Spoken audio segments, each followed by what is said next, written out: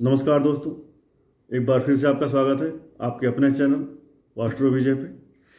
अब आज आपको हम बताने वाले हैं कुछ छोटे छोटे ट्रिक्स या छोटे छोटे ऐसे पॉइंट जिनको हम ना जानने की वजह से अनजाने में कई बार पूजा पाठ करते हैं तो गलत कर जाते हैं, और उससे होता क्या है कि हम अपने पूजा पाठ का पूर्ण फल नहीं पाते हैं। तो मैं आपको पॉइंट बाय पॉइंट बताता हूँ कि जब भी हम किसी भी मंदिर में, देवालय में या अपने घर में पूजा पाठ करते हैं तो किस प्रकार हम अपनी पूजा को करें जिससे हमें पूजा का पूर्ण फल प्राप्त हो। आप भी चाहेंगे आपका बेटा पढ़ाई करता है और रिजल्ट में अगर उसके 70, 60, 50% नंबर है जबकि वो डिजर्व करता हो 100%, 90%, तो आप क्या कहते हैं? यही कहेंगे ना कि you can do much better than what you got, right. इसलिए जो आप काम तो आप कर ही रहे हैं ना, तो जो काम कर रहे हैं उसको थोड़ा और अच्छा कर लेते हैं।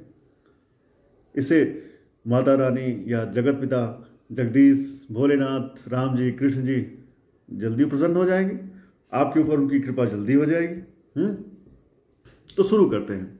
पहला चीज़, जब भी आप अपने घर में या मंदिर में पूजा करते हैं, स्पेशली घर में, तो कोशिश करें कि पूजा बैठकर करें और किसी आसन पे करें।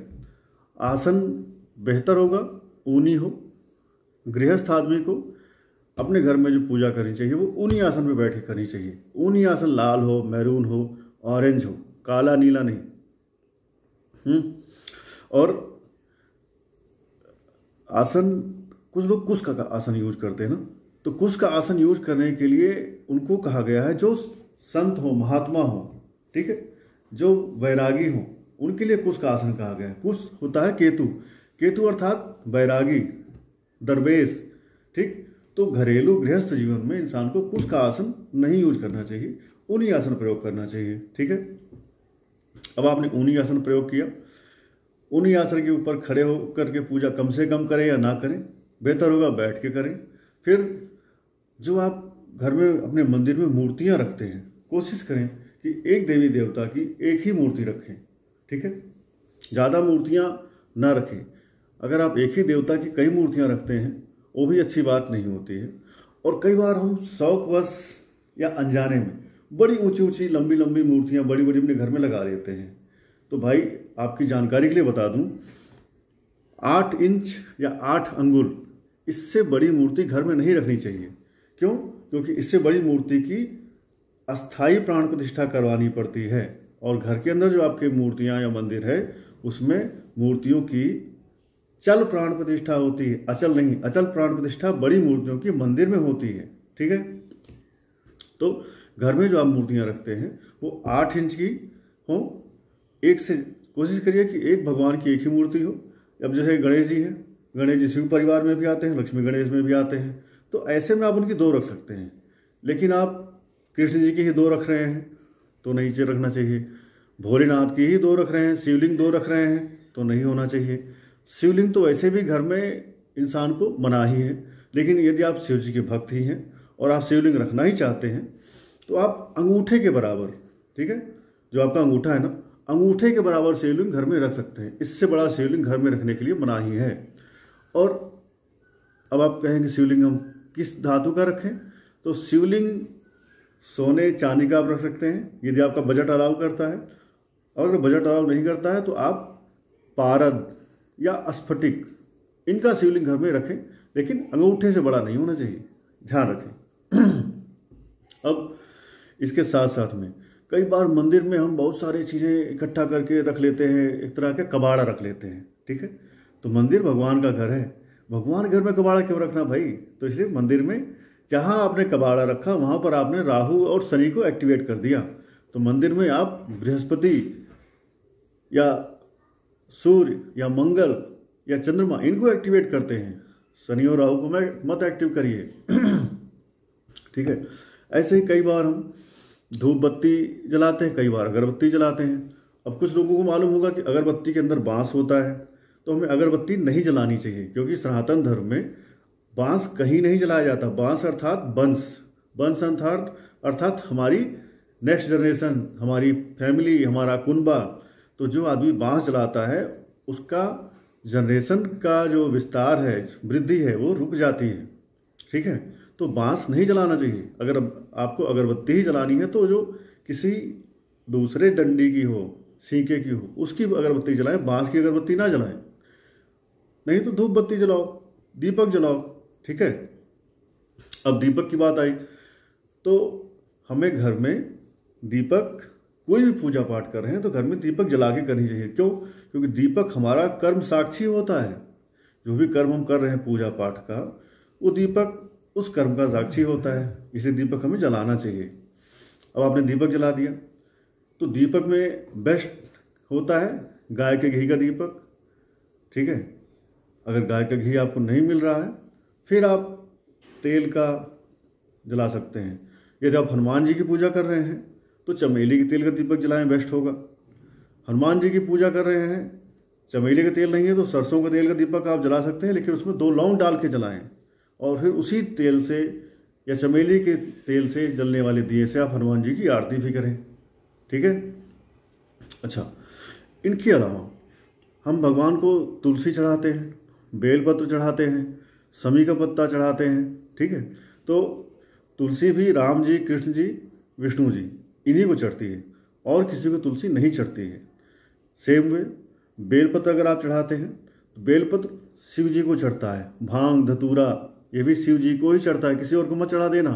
पता चला आपने गणेश जी को भांग चढ़ा दिया, उनको धतूरा आप चढ़ा रहे हैं, खिला रहे हैं, तो मत चढ़ाइएगा। ठीक है, हर चीज़ हर देवी देवता के लिए नहीं बनी है। ठीक है। अच्छा, कई बार हमें देवी देवताओं का श्रृंगार करने का मन करता है, तो यदि आप पुरुष हैं तो आप लड्डू गोपाल का, राम जी का, शिव जी का, कृष्ण जी का श्रृंगार करें, उनको आप वस्त्र पहना सकते हैं। लेकिन आप पुरुष हैं तो आप नवरात्रि में या कभी दिवाली पे माता रानी को, लक्ष्मी जी को, दुर्गा जी को, पुरुष हैं तो आप वस्त्र ना पहनाएं। आपकी पत्नी, आपकी कोई बहन, आपकी बेटी, वो पहना सकती हैं। ठीक है, पुरुषों को, माताओं को तिलक लगाने से भी बचना चाहिए। वैसे तो यदि आप करते ही हैं, क्योंकि पूजा 2 तरह की होती है। एक पूजा होती है कि इंसान पूरी तरह से भगवान में ही समर्पित हो गया, वो जो कुछ कर रहा है, सोते उठते जागते सब भगवान को समर्पित है। तो ना नहाए, कुछ भी ना चढ़ाए, तब भी भगवान का बैठ करके ना नाम लिए जा रहा है। नाम नहीं ले रहा है, सांसों पे लोग अपने भगवान का ध्यान करते हैं, तो उसकी सांस भी भगवान की प्रार्थना, पूजा, तपस्या में काउंट हो रही है। लेकिन एक आम गृहस्थ आदमी, वो आदमी अगर बिना नहाए पूजा कर रहा है तो सही नहीं है। वो आदमी जो है अगर कोई पूजा में त्रुटि कर रहा है तो उसके लिए त्रुटि का जो फल होगा उसके पूजा के फल में माइनस हो जाएगा। ठीक है। ऐसे ही घर में आप शंख रखते हैं तो शंख भी एक से ज़्यादा ना रखें। एक से ज़्यादा 2 शंख कब रख सकते हैं? जब एक बजने वाला शंख हो और एक दक्षिणावर्ती शंख हो। दक्षिणावर्ती शंख और श्रीयंत्र माता लक्ष्मी को बहुत पसंद है, तो आप ये दोनों रखें। श्रीयंत्र का अभिषेक दक्षिणावर्ती शंख से कर सकते हैं, लड्डू गोपाल का, राधा कृष्ण जी का, लक्ष्मी विष्णु जी का, इन सब का भी अभिषेक आप दक्षिणावर्ती शंख से कर सकते हैं।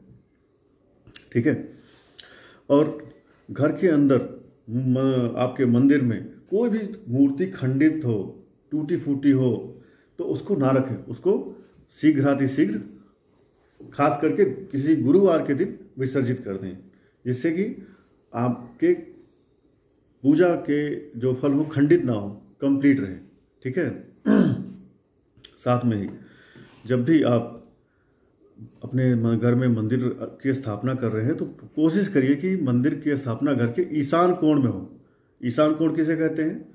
उत्तर और पूरब का जो सेंटर होता है, बीच वाला पोर्शन होता है, उसको बोलते हैं ईशान कोण।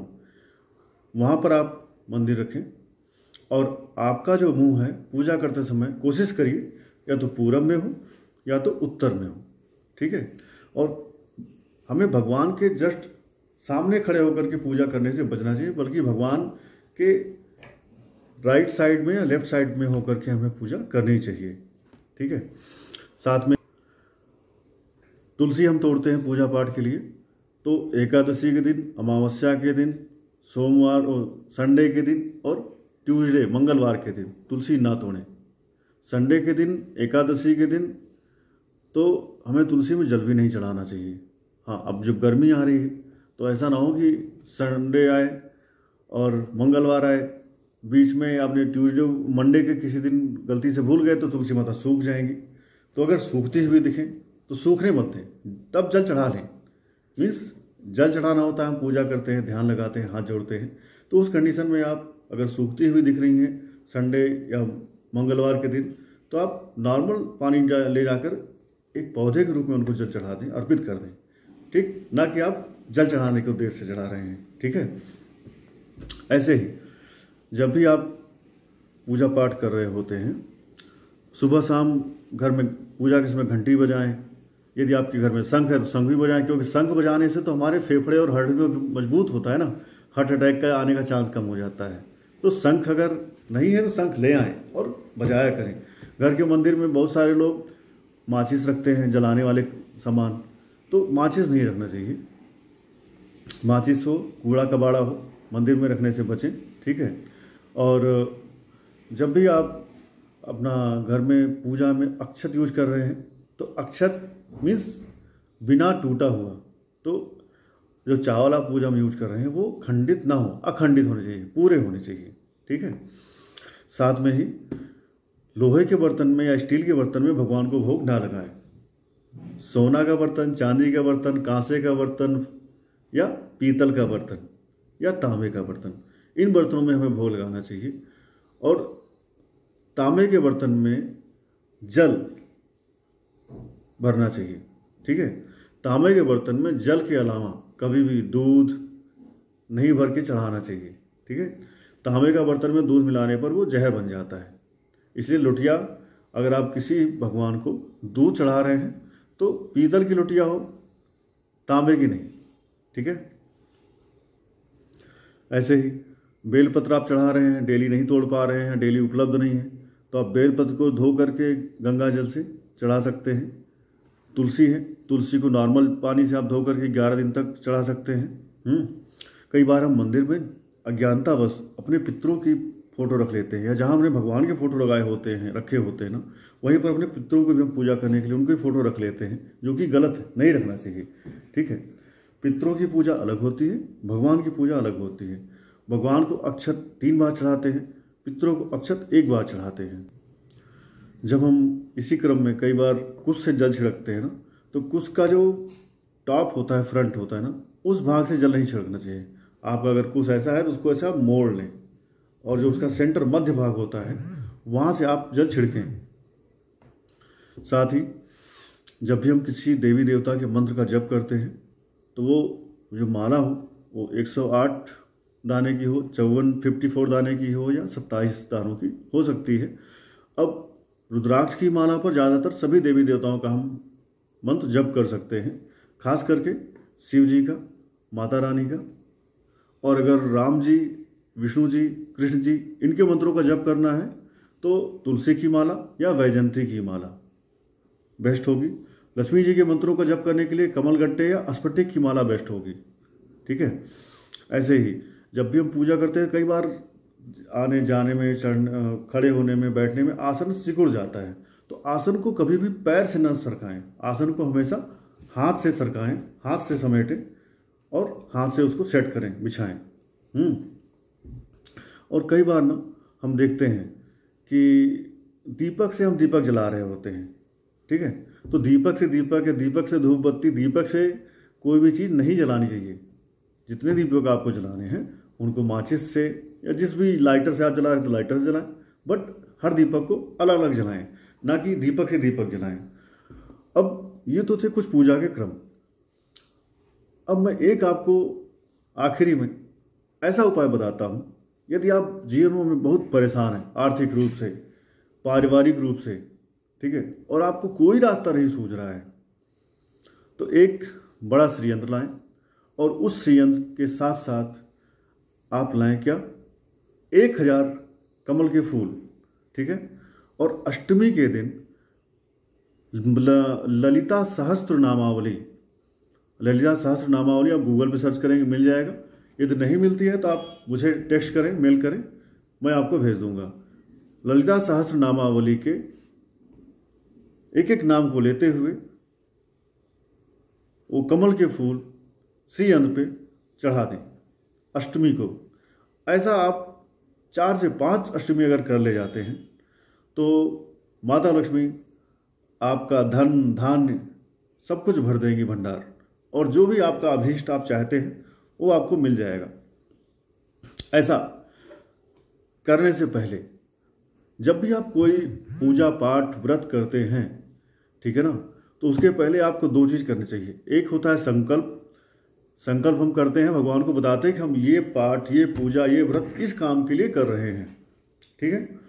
और संकल्प के बिना पूजा किया हुआ फल ऐसा होता है जैसे बिना पिन कोड के भेजा गया लेटर। वो लेटर एग्जिस्ट तो करता है लेकिन डिलीवर नहीं हो पाता, ठीक है ना। तो यदि आप किसी अभीष्ट के लिए पूजा पाठ कर रहे हैं तो उसका संकल्प जरूर लें कि हे प्रभु, हे माता, हे परमात्मा, मैं इस चीज़ के लिए, इस फल की प्राप्ति के लिए आपका ये व्रत, अनुष्ठान, जप या दान कर रहा हूँ या कर रही हूँ। और एक सबसे महत्वपूर्ण चीज़ कि जब भी आप कोई उपाय करते हैं, पूजा पाठ करते हैं, तो मन में श्रद्धा होनी चाहिए। यदि आपके मन में श्रद्धा है तो ही आपके द्वारा किया गया कोई उपाय आपको लाभ बेहतर तरीके से देता है। यदि आप खुद ही शंका में हैं, क्वेश्चन मार्क अपने दिमाग में लेके घूम रहे हैं, फिर आपके उपाय आपको लाभ नहीं देंगे, ठीक। इसलिए कभी भी जीवन में आप कोई भी उपाय करते हैं, किसी भी धर्म का उपाय करते हैं, तो उस उपाय को करने के पहले अपने मन में श्रद्धा लाइए कि yes, I am doing that and it will accomplish my job, whatever I am willing to get that I will get after this उपाय, ओके। और आखिरी में जब आपकी पूजा समाप्त हो जाए, क्योंकि पूजा में हम जल भी रखते हैं, ठीक। यदि आज तक आप पूजा में जल नहीं रखते थे तो पूजा में जल रखना शुरू कर दीजिए, ठीक है।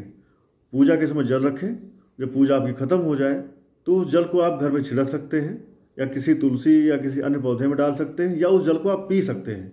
क्योंकि जो भी आप पूजा पाठ कर रहे हैं, आपका दीपक कर्म साक्षी है, उसी तरह से जल भी आपके बगल में आपके सारे मंत्रों को वो शोषित कर रहा होता है। जल की मेमोरी बहुत लंबी होती है, बहुत बड़ी होती है। तो जो भी आपने मंत्र, पूजा पाठ, अनुष्ठान किया है, वह सब मंत्र, पूजा पाठ का एक अंश उस जल में भी शोषित हुआ है। तो उस आप जल को घर में छिड़कते हैं तो भी आपके घर में रहेगा। यदि आप पी लेते हैं तो भी आपके मन में, वो शरीर में वो जल पहुंच चुका है।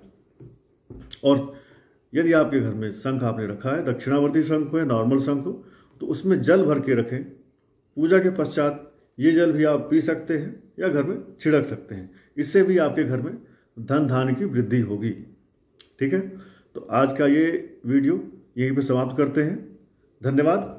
आशा करते हैं आप सबको अच्छा लगा होगा। अच्छा लगा हो तो कुछ लाइक्स या कमेंट्स कर सकते हैं। इससे हमारा प्रोत्साहन होगा, हमारा उत्साहवर्धन होगा और आगे और अच्छा करने की हमें प्रेरणा मिलती रहेगी। धन्यवाद। जय सिया राम, जय माता दी।